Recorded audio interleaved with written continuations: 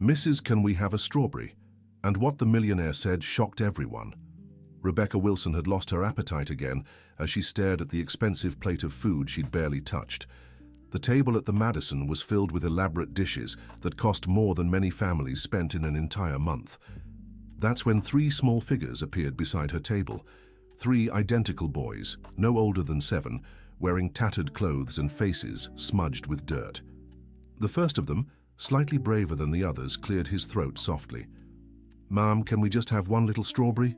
the boy asked, timidly pointing at the untouched fruit plate. Rebecca looked up from the documents she'd been reviewing and felt immediate irritation rise in her chest. How had these dirty children gotten into the most exclusive restaurant in New York? "You shouldn't be here," she said coldly, barely even looking at them. "This isn't a place for children, like you." The three exchanged glances, their eyes welling up. The second boy, Shia, whispered something to his brother, but Rebecca couldn't hear. "Please, ma'am, we won't bother you again. Just one little strawberry," insisted the third, the smallest, his voice nearly fading. "Manager," Rebecca called loudly, making sure everyone in the restaurant heard. "How did these children get in here? You know the kind of clientele this establishment serves." Michael, the manager of the Madison, appeared instantly with 2 security guards. His face was red with embarrassment. "I'm so sorry, Miss Wilson. Boys, you need to leave right now. Come on, let's go," he said, gesturing for them to move away. "We just wanted one little strawberry," repeated the first boy, but he was already being ushered toward the door. "Out! Dirty children don't belong here," Rebecca snapped, slamming her fist on the table. "This is outrageous." The other guests began murmuring among themselves. Some seemed to approve of her reaction, while others couldn't hide their discomfort. The 3 boys were led out, but before they were completely gone, the smallest managed to slip free from the guard's grip and ran back to Rebecca's table. He left something small and crumpled next to the strawberry plate before dashing after his brothers. Rebecca stared at the crumpled paper for a few seconds, still annoyed by the whole situation. How had street kids gotten into the Madison? She'd have to have a serious talk with the manager, but something about the paper caught her eye. It was a dirty, crumpled napkin with something scribbled in blue crayon. She unfolded it slowly, still reluctant. "Today is our birthday, all 3 of us. We just wanted something sweet, thank you." Rebecca felt something strange in her chest. She read the note twice more, taking in the clumsy handwriting and the misspelled words. Their birthday? All 3 at once? "Ms. Wilson," Michael said, approaching the table again. "I deeply apologize for what happened. I'll tighten security so this doesn't happen again." "Michael," she said, still staring at the note. "Those boys, were they brothers?" "They looked like triplets, Ms. Wilson. They're always together around downtown. They beg for change at the traffic lights nearby." Rebecca lifted her eyes from the paper and looked toward the restaurant door. A strange feeling was growing in her chest, something she hadn't felt in a long time. "Triplets," she repeated, almost whispering. "Dear listener, if you're enjoying the story, don't forget to like and especially subscribe to the channel. It really helps us newcomers. Now, continuing." Michael nodded. "Yes, Ms. Wilson. They must be living on the streets. It's a shame, but unfortunately it's common around here in downtown." Rebecca folded the note slowly and tucked it into her purse. For the first time in years, she couldn't stop thinking about something other than work. The image of the 3 identical boys with those big, frightened eyes was etched in her mind. "How much are the strawberries on this plate?" she suddenly asked. "What do you mean, Ms. Wilson? How much does this fruit plate cost?" $40, ma'am." Rebecca fell silent for a moment. $40. She spent that much on a single glass of wine. Those boys had only asked for 1 strawberry from a plate she wasn't even going to eat. For the rest of lunch, she couldn't focus on the contracts she needed to review. Her mind kept returning to the 3 little boys. They were triplets, and it was their birthday. How old were they turning? Where did they sleep? What did they eat? Rebecca Wilson wasn't a woman who concerned herself with social issues. At 42, she had built a real estate empire from scratch after growing up in a lower middle-class family in the outer boroughs of New York. Her focus had always been work, making money, and never facing financial hardship again. But something about those boys had stirred her in a way she couldn't explain. After lunch, instead of heading straight back to the office as she always did, she decided to walk a little through the streets of downtown. It wasn't something she usually did. Normally, she took a chauffeur directly from the restaurant to work. She walked 2 blocks when she spotted the 3 boys sitting on the sidewalk in front of a closed store. They were sharing something among themselves. It looked like they were eating. Rebecca stopped across the street and watched. The 3 were truly identical. Light blonde hair, all with the same uneven cut, as if someone had done it at home. Brown and beige clothes, all dirty and patched. They ate slowly, savoring every tiny bite of what they had. It seemed to be a loaf of bread. Just one loaf, divided into 3 equal parts. The smallest of the 3 said something and pointed at the sky. The other 2 looked up too and smiled. Rebecca couldn't hear what they were saying, but she could see they were chatting animatedly. Suddenly, a tear rolled down her cheek. She couldn't explain why, but seeing those boys there alone in the world on their birthday, sharing a single loaf of bread, was breaking something inside her chest. She crossed the street, but by the time she reached the other side, the boys were gone. She looked everywhere but couldn't find them. "Ma'am, are you looking for the triplets?" asked a woman selling sweets at a nearby stand. "Triplets?" Rebecca approached her. "Yeah, those 3 identical little boys. They're always around here. Poor things, always asking for food and spare change." "Do you know where they live?" The woman waved her hand vaguely. "Oh, honey, they live on the streets. They sleep wherever they can. Sometimes I see them under the awning of the fabric store, other times in the doorway of that abandoned building." "Don't they have family?" "If they do, I've never seen them. They're always together, looking out for each other. Those boys are really close." Rebecca's chest tightened even more. "How long have they been around here?" "About 3 months, give or take. They just showed up one day and never left the area." "And today is their birthday?" The woman smiled sadly. "I don't know, ma'am. But if they said it is, then it must be. Those boys don't lie. They're polite, always ask nicely, never bother anyone." Rebecca thanked her and kept walking, now with a purpose. She wanted to find the boys again. She wasn't exactly sure what she would do when she found them, but she felt she needed to see them again. She searched for 2 hours. She walked through every street in downtown, looked in every building alcove, under every awning, in every square. Nothing. It was already getting dark when she gave up and decided to head home. But the walk back to her car felt like the longest of her life. With every step, she thought about the 3 boys. Where could they be right now? Had they managed to find something to eat for dinner? Did they have a safe place to sleep? At home, in her luxury apartment in the Upper East Side, Rebecca couldn't focus on work. She tried to concentrate on the financial report she needed to review, but her mind kept returning to the same image: 3 boys sharing a loaf of bread on the sidewalk. She opened her purse and took out the crumpled note they had left. She read the message written in blue crayon one more time. "Today is our birthday, all 3 of us. We just wanted something sweet. Thank you." Had they managed to get something sweet to celebrate their birthday? Had anyone been kind to them after the way she had treated them? Rebecca went to bed but couldn't sleep. She tossed and turned, thinking about the boys. It was the first time in years that something other than work kept her awake.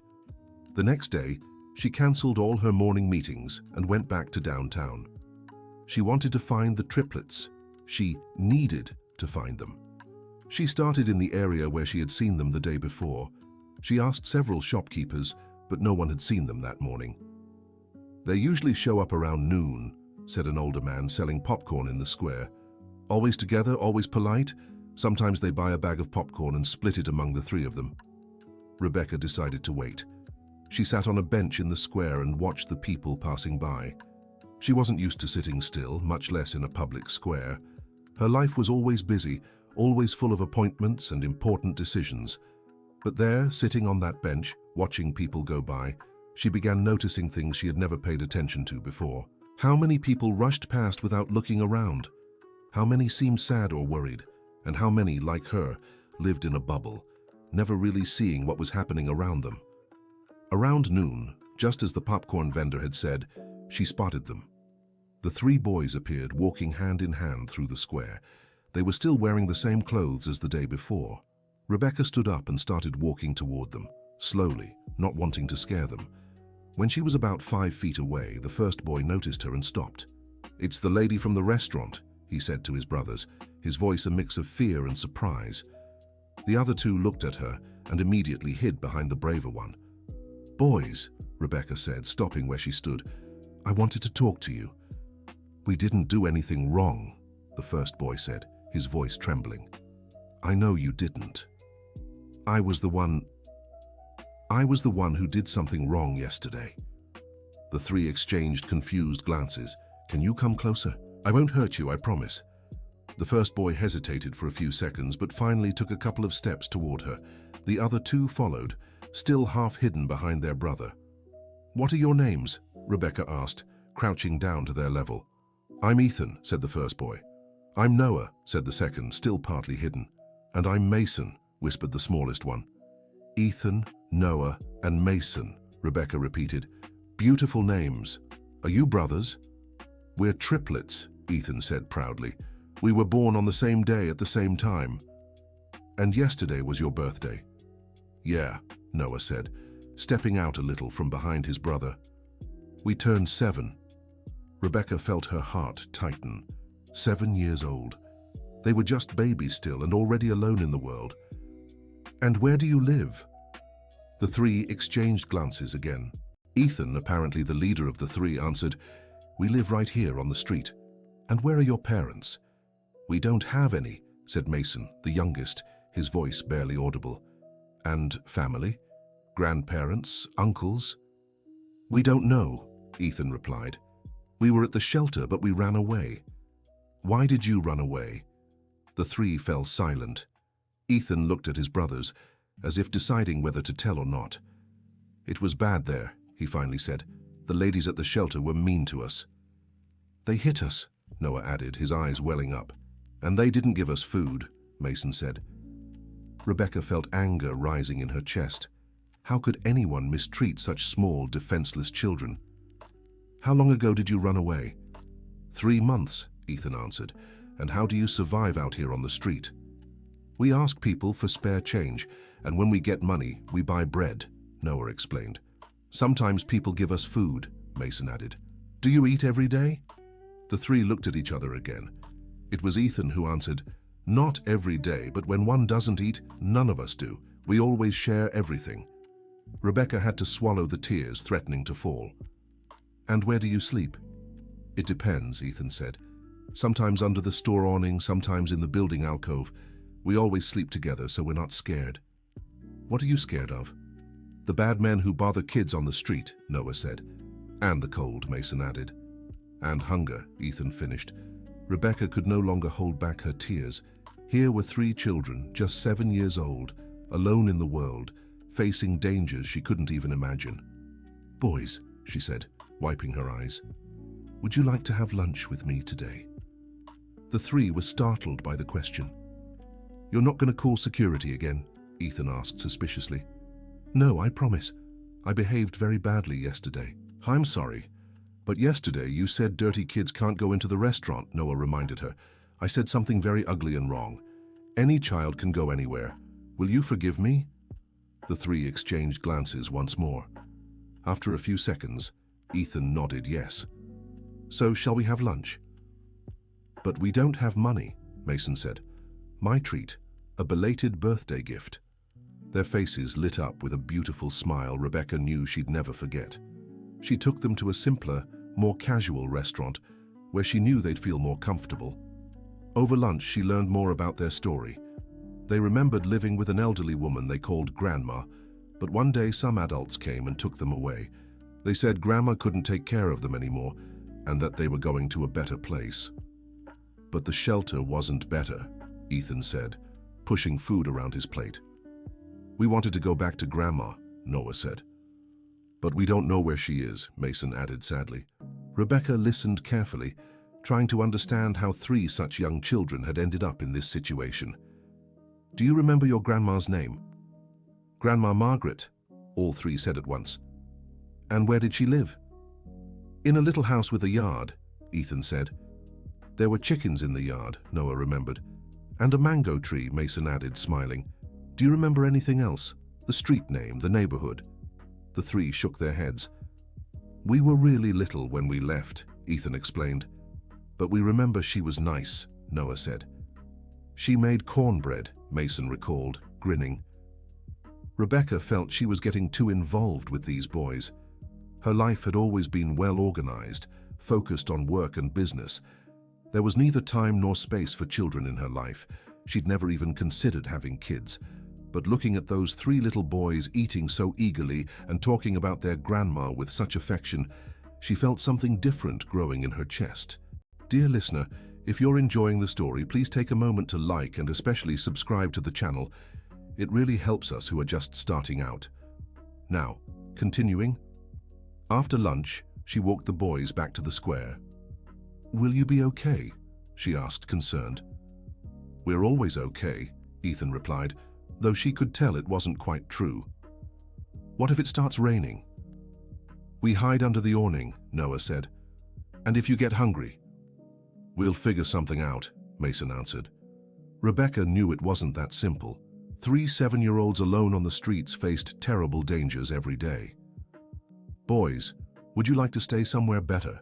Somewhere safe, with food every day and a bed for each of you? The three exchanged glances. Ethan, always wary, asked, What place? I don't know yet, but I'll think of something. You're not taking us back to the shelter, are you? Noah asked, frightened. Never. I would never take you somewhere you'd be mistreated. And can we stay together? Mason asked. Of course, you'll never be separated. Ethan held his brother's hands and said, We'll think about it, okay? All right. I'll come back tomorrow to talk again. Rebecca said goodbye to the boys and went home, her mind buzzing with ideas. She had to find a solution for those little ones. She couldn't just leave them on the streets. That night, she searched online for shelters and child support homes in New York. She found several options, but didn't know if they were better than the place the boys had run away from. She also looked into adoption. She learned the process was long and complicated, especially for a single woman working so many hours a day. But one thing she couldn't get out of her head: Grandma Margaret. If she really existed and had loved the children, maybe they could find her again. The next day, she returned to the square at the agreed time. The boys were there, waiting for her. Did you think about what I said yesterday? She asked. We want to stay with you, Ethan said, but only if we're together. Always together, Noah confirmed. Never apart, Mason finished. Rebecca's heart raced. She didn't even know how to care for one child, let alone 3 at once. Boys, before we decide anything, I want to try to find your grandma. Would you like that? All 3 pairs of eyes lit up instantly. You can find Grandma Margaret? Ethan asked, disbelieving. I can try, but you'll have to help me by remembering everything you can about her and the house you lived in. For the next 2 hours, Rebecca conducted a full investigation with the boys. She tried to pull every memory they had of their time with their grandmother. She learned the house was on an unpaved street, that there was a small church nearby, that a school van passed by every morning, that there was a corner bar owned by old Joe, and that Grandma Margaret had white hair and always wore a flowered apron. It wasn't much to go on, but Rebecca was determined to find this woman. If she really existed and loved the boys, she'd be the best solution for everyone. She hired a private investigator, Richard Parker, who had experience with missing children cases. She gave him all the information she'd gathered from the triplets. It'll be tough with so little to work with, Richard said, but I'll do my best. While waiting for the investigation results, Rebecca kept meeting the boys every day. She brought them food, talked to them, tried to understand each of their stories better. She discovered that even though they were triplets, they had very different personalities. Ethan was the leader, always suspicious and protective of his brothers. Noah was the most sensitive. He cried easily, but also laughed easily. Mason was the shyest, speaking little but observing everything. A week after their first meeting in the park, Richard called her. Rebecca, I think I found the woman you've been looking for. Her heart raced. You really found her? Margaret Thompson, 72 years old, lives alone in a small house in the outer boroughs of Queens. She lost custody of her 3 grandsons 4 months ago. How did she lose custody? According to the documents, she herself gave the children up for adoption, claiming she couldn't take care of them. Rebecca felt something odd about that information. But the boys talk about her with so much affection. It doesn't seem like she abandoned them. I thought it was strange too. I'll look into it further. And does she know the children ran away from the shelter? Apparently not. She thinks they're being well cared for in an institution. I need to talk to her. Rebecca, with all due respect, but are you sure you want to get so involved in this story? It was a good question. Rebecca wasn't sure about anything. She just knew she couldn't stop thinking about those 3 boys. Richard, give me her address. The next day, Rebecca took her car and drove to Queens to find Margaret Thompson. The house was exactly as the boys had described, small, with a backyard, on an unpaved street. She knocked on the door and waited. When the door opened, Rebecca saw an elderly woman with white hair, wearing a flowered apron, exactly as the boys had described. "Good afternoon, ma'am. Are you Margaret Thompson?" "Yes, I am. How can I help you?" "My name is Rebecca. I'd like to talk to you about Ethan, Noah, and Mason." Margaret's face completely changed. Her eyes filled with tears, and she clutched her chest. "My grandsons? Did something happen to them?" she asked desperately. "May I come in so we can talk better?" Margaret immediately opened the door and led Rebecca to a small living room. The walls were covered in photos of the 3 boys, pictures from when they were babies, when they took their first steps, when they celebrated birthdays. "Please, for the love of God, tell me what happened to my grandsons," Margaret begged, clutching Rebecca's hands. "Ms. Thompson, first I need you to tell me how the boys left this house." Margaret began to cry. "It was the hardest thing I've ever done. My son Brian, their father, left right after they were born. My daughter-in-law Jessica disappeared too. I raised all 3 of them alone since they were little." "And what happened?" "About 5 months ago, my nephew Kevin and his wife Amanda showed up here saying they'd discovered Brian had left an inheritance for the boys. They said they'd help take care of them and wanted to be their legal guardians." "And you agreed?" "At first, yes. I thought it would be good to have help. My health was already weak and I didn't have much money to raise 3 children." "But something went wrong?" Margaret shook her head, crying even harder. "They started convincing me I wasn't fit to take care of the boys. They said they needed to go to a better school, have health insurance, things like that. That I was too old to give them that kind of life." "And then?" "They made me sign some papers. They said it was just a power of attorney so they could help with the children's documents. But later, I found out it was a transfer of custody." Rebecca began to understand what had happened. "And they took the boys?" "Yes, they did. They said they were taking them to a very good boarding school where they'd have the best of everything. The boys cried so much, they didn't want to leave here." Note: the translation strictly follows the provided cultural mappings, maintains the original paragraph structure, and preserves all plot elements while adapting the language naturally for the target audience. "But Kevin said it was only until I got my health back. And when was that?" 4 months ago. And since then I haven't seen my grandbabies." "Did you try reaching out to your nephew?" "I did. But he changed his number and hasn't given me any updates. When I finally got hold of him once, he said the kids were fine, going to school, and that it was better if I didn't interfere with their upbringing." Rebecca was starting to piece the puzzle together. Kevin and Amanda had tricked the grandmother into getting custody of the children, probably because of the inheritance Brian had left, and instead of taking care of the boys, they'd abandoned them at a shelter. "Ms. Thompson, do you know anything about this inheritance your son left?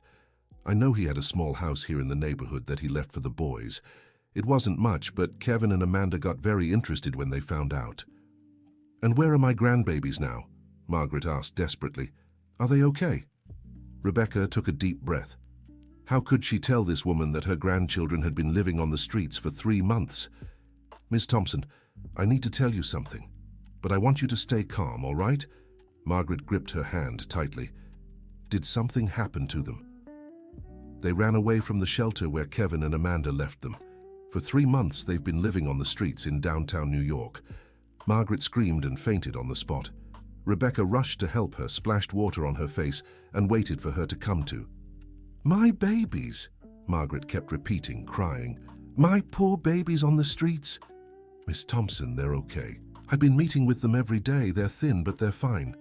Where are they? I need to get them right now. Take it easy, Miss Thompson. It's not that simple. Legally, you don't have custody of them anymore. But they're my grandchildren. I raised them their whole lives.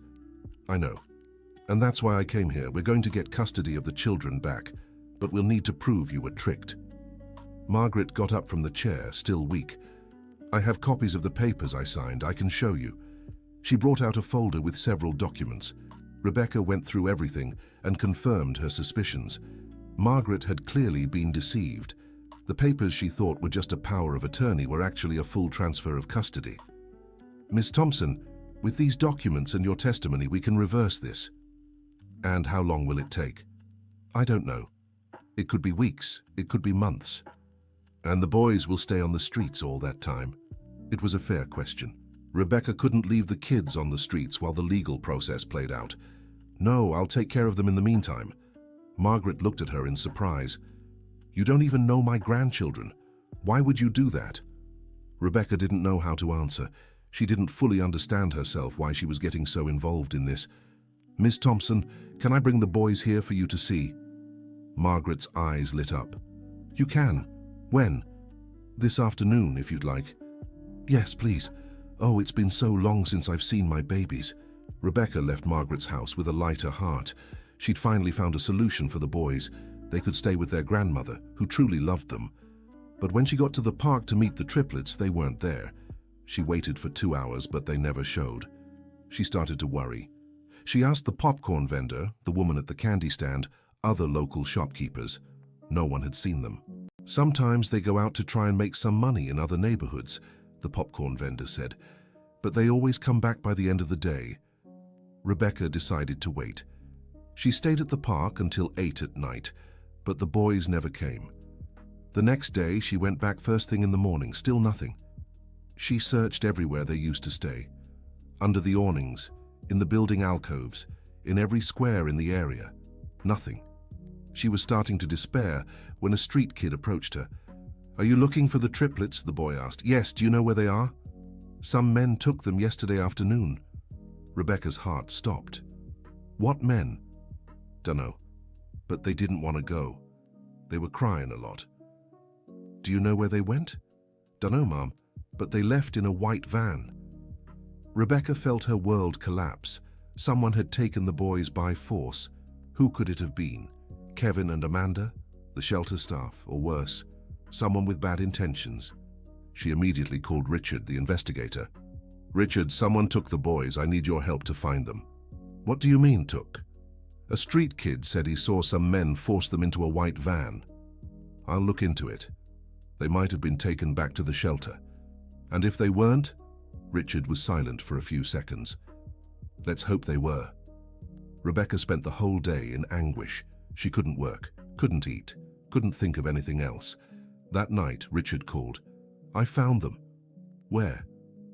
At the same shelter they ran from.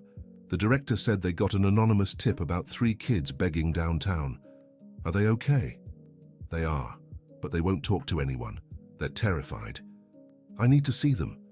Rebecca, you don't have permission. You're not family or their guardian. What do I do now? We'll speed up the legal process. With the paperwork you got from their grandma, we can file for temporary custody. How long will it take? If all goes well, a week. A week. A week that would feel like an eternity to her, and especially to the boys. That night, Rebecca went to Margaret's house to tell her what happened. They took my grandsons back to that awful place, Margaret cried. Miss Thompson, we'll have them back in a week, I promise. What if they run away again before then? Let's hope they don't. I want to see them. You can't. Not without legal permission. Margaret was inconsolable. After finding hope of seeing her grandsons again, they were now trapped back where they'd escaped from. The next few days were the hardest of Rebecca's life. She couldn't focus on anything. She kept imagining how the boys were feeling, if they were being mistreated, if they understood what was happening. She also thought about Margaret, alone in that little house, suffering without her grandsons. On the 4th day, Richard called with bad news. Rebecca, the shelter filed to put the kids up for adoption. What? They claim abandonment by the family and abuse by the grandmother. That's a lie. I know, but they have documents signed by the grandmother transferring custody. What can we do? We'll have to prove she was tricked, but that could take months. And the boys? They could be adopted before then. Rebecca felt the ground vanish beneath her. After everything she'd been through with the boys, they could go to strangers and she'd never see them again. Richard, what if I try to adopt them? You'd have priority since you've been involved, but it'd still take months. At least they wouldn't go to someone else. It's an option. But are you sure you want to take on 3 kids? Rebecca didn't hesitate. I'm sure. Dear listener, if you're enjoying the story, don't forget to like and subscribe. It really helps us newcomers. Now continuing. The next day she filed the paperwork to adopt the triplets. It was a complex process involving psychological evaluations, interviews, financial assessments, and a home visit. But Rebecca was determined. If she couldn't return the boys to their grandmother quickly, she would at least make sure they stayed with her. During the first week of the process, she completely restructured her life. She moved to a larger apartment with 3 bedrooms. She hired a nanny to help care for the children. She cut back on her work hours. She also continued working with Richard to prove that Margaret had been deceived by her nephews. The first good news came 2 weeks later. Richard managed to locate Kevin and Amanda.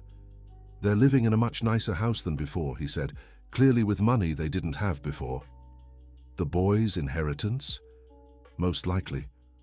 I got a copy of the deed to the house Brian left. It was sold 3 months ago, exactly when the children were taken to the shelter. So they tricked their grandmother, took custody of the kids, sold the inheritance, and abandoned the boys at the shelter. That's exactly what it looks like. Can they be prosecuted for this? They can and will be. I'm sure a judge will reverse custody as soon as they see this evidence. 2 more weeks passed before Rebecca was granted permission to visit the boys at the shelter. When she finally saw them, her heart broke. All 3 were thin, sad, and hollow-eyed. When they spotted her, they ran to her and clung as if she were their last hope. "Aunt Rebecca," they shouted in unison. "Did you come to take us home?" Ethan asked, crying. "Why did you take so long?" Noah asked. "We thought you forgot about us," Mason said. Rebecca couldn't hold back her tears. "I could never forget you. I've been working to get you out of here." "The ladies here are mean again," Ethan said. "They won't let us stay together," Noah added. "And they don't give us enough food," Mason finished. "Boys, you'll be out of here soon, I promise." "Are we going to live with you?" Ethan asked. "Maybe. Or maybe you'll go back to Grandma Margaret." The boy's eyes lit up. "You found Grandma Margaret?" Noah asked, disbelieving. "I did. And she's desperate to see you." "Is she mad at us for running away?" Mason asked, worried. "No, sweetheart. She didn't even know you ran away. She thought you were at a good school." "So she didn't abandon us?" Ethan asked. "Never. She was tricked by your uncles. But we'll prove it, and you'll go back to her." The conversation was cut short by a shelter worker who said visiting time was over. "But I just got here," Rebecca protested. "Those are the facility's rules. Visits are only 30 minutes. Rebecca said goodbye to the boys, promising she'd return soon. Seeing them in such a state of sadness and neglect only strengthened her resolve to get them out as fast as possible. On her way out, she took the chance to speak with other children and staff. She wanted to understand how the boys were being treated. What she discovered was shocking. The children were truly mistreated. They ate little, slept on broken beds, and had no proper educational activities. Some staff members were aggressive and yelled at the kids. "How does a place like this still operate?" she asked Richard. "Unfortunately, there are many shelters like this in the country. There's no oversight or resources. Can't we report it?" "We can and will, but that takes time. Right now, the priority is getting the triplets out." The first hearing to review the custody case was scheduled for a week later. Rebecca was nervous but confident. The evidence was clear. Margaret had been deceived by her nephews, who took advantage of the situation to claim the children's inheritance. On the day of the hearing, Margaret was present, along with Kevin and Amanda. It was the first time Rebecca had seen the couple in person. Kevin was a man in his 40s with an unfriendly face. Amanda was a woman of the same age, with an arrogant expression. During the hearing, they tried to defend themselves by claiming that Margaret was truly unfit to care for the children and that they had acted in the boys' best interest. "She lives in a small house and doesn't have enough money for the children's education and health care," argued their lawyer. "But they abandoned the children in a shelter," countered Margaret's lawyer. "They're in a shelter because they ran away from the school where they were studying," lied Kevin. "What school?" asked the judge. Kevin stammered and couldn't answer. Richard presented all the evidence: the sale of the house that belonged to the children, the documents Margaret had signed under pressure, and the history of mistreatment at the shelter. "Your Honor," said Margaret's lawyer, "it's clear that Ms. Margaret Thompson was the victim of a scam by the defendants who exploited her trust and vulnerability to wrongfully seize the children's inheritance." The judge reviewed the documentation for over an hour. Finally, he issued his decision. "It is hereby ordered that custody of the children, Ethan, Noah, and Mason, be immediately returned to their grandmother, Margaret Thompson. The defendants, Kevin Smith and Amanda Smith, must repay the full amount obtained from the sale of the children's property, plus interest and adjustments." Margaret cried with joy. Rebecca couldn't hold back her tears either. But the happiness was short-lived. Kevin and Amanda's lawyer announced they would appeal the decision. "What does that mean?" asked Margaret. "It means the children will have to stay in the shelter until the appeal is decided," her lawyer explained. "How long will that take?" "It could take months." Margaret was devastated. After so much suffering, her grandchildren would still be kept from her. That's when Rebecca had an idea. "What if I get temporary custody of the children while the appeal is pending?" The lawyer thought for a few seconds. "It's possible. If the judge approves, based on your adoption process and the fact that you've been involved with the children for months." "Let's try." The lawyer filed the request immediately. An hour later, the judge granted Rebecca temporary custody of the triplets on the condition that they maintain regular contact with their grandmother. Rebecca left the courthouse and went straight to the shelter to pick up the boys. When they found out they were leaving, they ran to her, shouting with joy. "Are we going to live with you?" asked Ethan. "For now, yes, and we'll visit Grandma Margaret every day." "Grandma Margaret for real?" asked Noah. "For real." "Does she still like us?" asked Mason. "She loves you so much. She can't wait to see you." Their first stop after leaving the shelter was Margaret's house. When the door opened and she saw her 3 grandchildren, Margaret cried out with emotion and knelt to hug them. "My babies, my little boys," she repeated, covering them with kisses. "Grandma!" the boys shouted, clinging to her. Rebecca watched the reunion with a heart full of joy. After so many months of suffering, the family was finally together again. "You've grown so much," Margaret said, looking at each of them. "And you're so thin. Grandma's going to make you a nice meal to fatten you up." "Grandma, we thought you didn't like us anymore," said Ethan. "What do you mean, sweetheart?" "Uncle Kevin and Aunt Amanda said you didn't want to take care of us anymore," explained Noah. "That's a lie. Grandma would never leave you." "The uncles tricked Grandma," said Margaret, crying. "And now can we stay with Grandma forever?" asked Mason. "Yes, my love, forever." Rebecca spent the entire afternoon at Margaret's house, watching the interaction between her and the grandchildren. The love between them was evident. The boys were radiant, running around the backyard, playing with the chickens, climbing the mango tree. "They seem like different children," Rebecca remarked. "That's because this is their place," Margaret replied. "Here, they're happy." By evening, when it was time to leave, the boys grew sad. "Can't we sleep here with Grandma?" asked Ethan. "Not yet," Rebecca explained, "but you'll come here every day until everything is settled." "And when will everything be settled?" asked Noah. "Soon, my love, soon." The routine that developed over the following weeks was intense but rewarding. Rebecca took the boys to Margaret's house every morning. They spent the day with their grandmother, and in the evening they returned to her apartment. During this time, she discovered many things about the triplets. She learned that Ethan loved to draw, Noah loved to sing, and Mason loved taking care of plants. She realized all 3 were very bright, but had missed nearly a year of school because of the whole situation. She also found out they had frequent nightmares and sometimes woke up crying, remembering the mistreatment at the shelter. "Aunt Rebecca," Ethan said one night after a nightmare, "you won't abandon us too, right?" "Never, my love. Never." "What if the mean uncles come back to take us?" "They'll never be able to hurt you again, I promise." 2 weeks later, Richard called with good news. Rebecca, Kevin, and Amanda dropped the appeal. Really? Really. Their lawyer found out they could face criminal charges for fraud and child abandonment. They chose to back out to avoid jail. What does that mean? It means custody of the children is permanently returned to Margaret. Rebecca felt immense joy, but also a pang of sadness. After nearly 2 months caring for the boys, they had become part of her life. Letting go wouldn't be easy. The next day, she took the triplets to Margaret's house with the good news. "Boys, you can live with Grandma forever now," she announced. The 3 screamed with joy and ran to hug Margaret. "Forever for real?" asked Ethan. "Forever," Rebecca confirmed. "And will you still visit us?" asked Noah. "If you want me to, I'll visit you always." "We do," all 3 said at once. Margaret held Rebecca's hand. "My dear, how can I ever thank you for what you've done for my grandsons?" "There's no need to thank me, Miss Thompson. They taught me far more than I ever taught them." "What did they teach you?" Rebecca thought for a few seconds. "They taught me that love isn't about money or social status.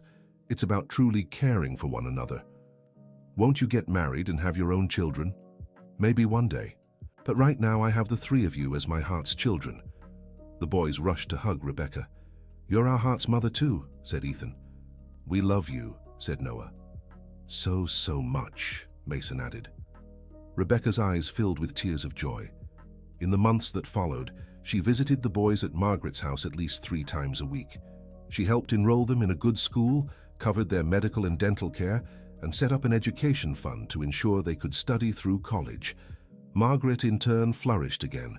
Having her grandsons back gave her life new meaning. The house was once more filled with laughter, running around, and happiness.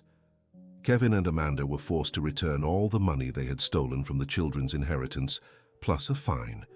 With that money, Margaret was able to renovate the house and provide a more comfortable life for her grandchildren. The shelter where the boys had been mistreated was shut down after an investigation confirmed the abuse allegations. The other children were transferred to better facilities. A year after their first meeting at the restaurant, Rebecca organized a special birthday party for the triplets. It was held at Margaret's house in the backyard, under the mango tree they loved so much. All the neighbors were invited, along with some of Rebecca's co-workers who already knew the boys' story. The party was beautiful, with colorful balloons, tables full of sweets and snacks, and a huge chocolate cake with 8 candles. In the middle of the celebration, Ethan approached Rebecca. "Aunt Rebecca, we have a surprise for you." "What surprise?" "Come see." The 3 boys led her to the back of the yard, where there was a small garden Margaret had taught them to tend. "Look, Aunt Rebecca," said Noah, pointing to a strawberry plant they had grown. "How beautiful. We planted it thinking of you," said Mason. "Why?" "Because it was the strawberry that made you meet us," Ethan explained. "And now we can give you strawberries whenever you want," Noah added. "Strawberries grown with love," Mason finished. The 3 picked some ripe strawberries and offered them to Rebecca. "Aunt Rebecca, now we can give you a strawberry," they said together, smiling. Rebecca took the strawberries with trembling hands, remembering that day at the restaurant when they had timidly asked for just one little strawberry, and she had treated them coldly. Now, a year later, they were offering her strawberries they had grown with their own hands. The circle had closed in the most beautiful way possible. "Thank you, my darlings," she said, eating one of the strawberries. "It's the sweetest strawberry I've ever tasted." "That's because it was grown with love," Ethan said. "Just like the love we have for you," Noah added. "And for Grandma Margaret," Mason finished. Margaret approached the group, her eyes glistening. "My dear Rebecca, you've changed our family's life. I don't know where we'd be if you hadn't come into our lives." "I don't know where I'd be if I hadn't found you," Rebecca replied. "You've taught me the true meaning of family." "Family isn't just about blood," Ethan said with wisdom beyond his 8 years. "Family is who takes care of us when we need it," Noah added. "And who loves us just the way we are," Mason finished. At that moment, they all hugged, Margaret, Rebecca, and the 3 boys. It was a family built not by blood, but by love and care. The party went on late into the night. The children played, the adults talked, and everyone had a wonderful time. But the most touching moment came when it was time to sing Happy Birthday. The triplets' 8th year was nothing like their 7th, when they had been living on the streets. Now they had a home, a family, friends, school, and most of all, so much love. When they blew out the candles, each made a wish. "What did you wish for?" Rebecca asked Ethan afterward. "I wished we'd never be separated again," he said. "And you, Noah?" "I wished Grandma Margaret would live a long, long time." "And you, Mason?" "I wished Aunt Rebecca would never forget us." Rebecca hugged them tightly. "My darlings, I will never forget you. You've changed my life for the better." Years passed, and the story of the triplets and Rebecca became well known in the area. Many people were inspired by her example and began helping children in vulnerable situations. Rebecca reduced her work hours even further to dedicate herself to social projects. She founded an NGO that helped reunite orphaned children with relatives they'd lost contact with. In 5 years, she managed to bring over 50 families back together. Ethan became an excellent student and discovered he had a talent for math. Noah developed a passion for music and learned to play the guitar. Mason took an interest in biology and loved tending to the ever-growing garden in Grandma Margaret's backyard. Margaret, at 75, was more active than ever. Taking care of her grandsons had given her a new lease on life. She helped other seniors in the neighborhood who were also raising grandchildren and became a respected community leader. But the biggest transformation had happened to Rebecca. The cold, work-focused businesswoman had become a sensitive, loving woman who cared deeply about others' well-being.